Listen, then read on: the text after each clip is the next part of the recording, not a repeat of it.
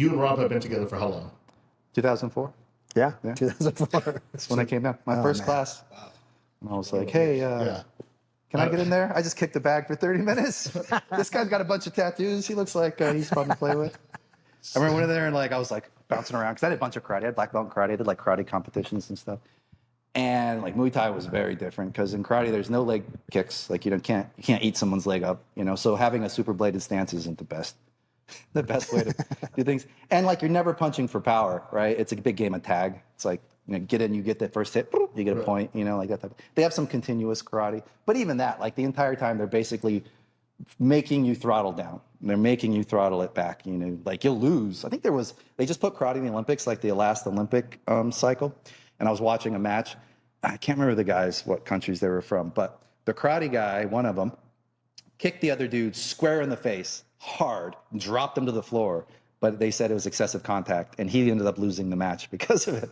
So that's kind of like, that was, and that's kind of how it was like in the point competition karate scene. So, I like that fine, but I kind of wanted I want to move on to the next thing here now and like do something a little more, Plus I got choked out by my karate teacher who was like a blue belt in jiu-jitsu.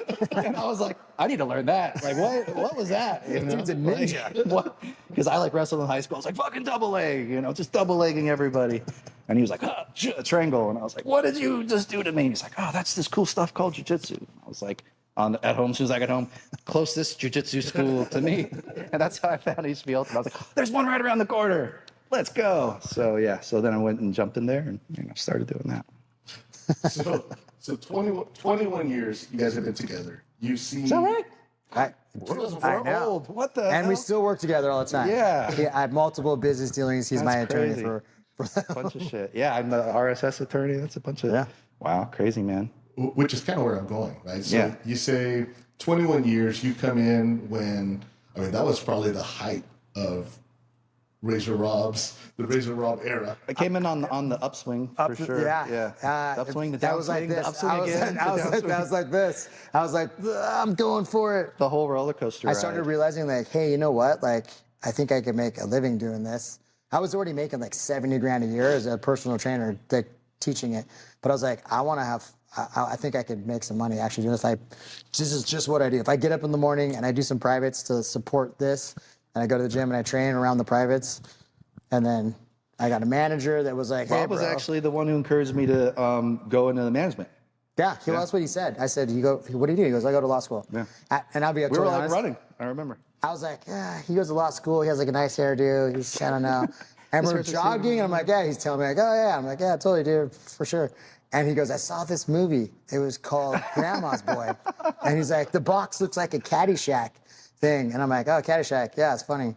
Yeah, okay. I was like, it's funny. Check it out. And then he goes, yeah, it's funny. So this is like, dude, it has to have been that long because I went to Blockbuster. And I go, oh, that guy at train said this was funny. He's like, I took out my Motorola phone. Yeah, right. I took out my flip. It was before the iPhone, so. Yeah, so I found the movie, and in the movie, have you ever seen Grandma's Boy? Is hilarious. It's hilarious. So I go, okay, this is funny. All right, I like to see it. He's not a complete dipshit. Like he knows. He at least knows funny movies. And then we were talking. I said, "What do you?" I'm in law school, and I go, "What are you going to do? Like, what kind of law?" And he said, "I don't know. I think I want to be like a manager, like sports management would be kind of cool." And I had a sports manager, and at the time, my sports manager was hiring people like off Craigslist. He's like looking for, and he'd hire him, and then they're like, "Yeah, cool." So he was giving him a cool title, and I'm like, bro, just because you gave them a title doesn't mean that like they're your official photographer. Like they own a camera. That doesn't mean they're a photographer. This is I'm like, hey, bro. Like, the director of legal compliance. What's he do? Yeah. Oh, he rides a skateboard. So I'm like, hey, dude, I got a student. And on top of it, Nate was really meticulous. Like we'd go over some stuff and he'd be like, oh, hold on, dude. He'd jump out and he'd write it down in like his book. Do that. And I was like, dude, this dude's like on top of it. So that's what I told my manager. I go, hey, bro, this dude goes to school for this. Like, and my manager was a lawyer as well. I go, so you get it. Like, and he's super meticulous. Like you want someone who does this. And he trains. And he trains. So I gave